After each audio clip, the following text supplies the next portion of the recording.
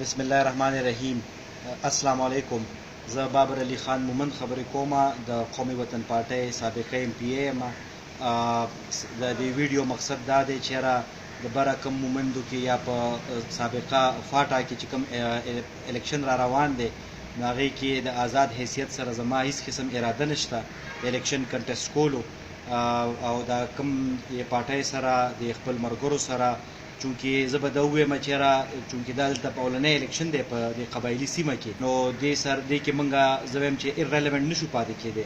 لازمي چې کله وخت رالی موقع راله الیکشن اناونس شو نو پارټۍ سره مشرانو سره ملګرو سره سلا مشوره کوو او هغې حساب سره هغې طریقې سره به او خپل لایحه عمل جوړو.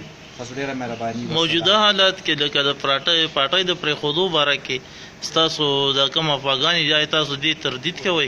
بالکل د دې تردید کومه پارټي پرېښودو نه څه خبره موږ کړې نه څه مشوره نه څه اراده شته.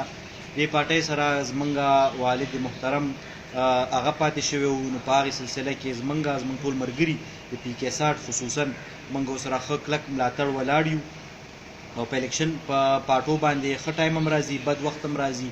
نو دا الیکشن کې چې کم رزلټ راغلی تیر په جنرال انتخاباتو کې او موږ به کوشش کوو موږ په هغې کې لګیا یو چې خپل پارټي واپس هغې ساک بحال کړو او د هغې نوې ممبر سازي هسې شروع کېدو واله ده. انشاءالله دلته به هم کوو په پي کې 60 کې به هم کوو او بره په موندو کې چې کوم ځای کې هم زموږ د لاسه کېږي خپل پارټۍ دپاره به منډه وکړو او د هغې د مخکې تلو دپاره به خپل کوشش کوو.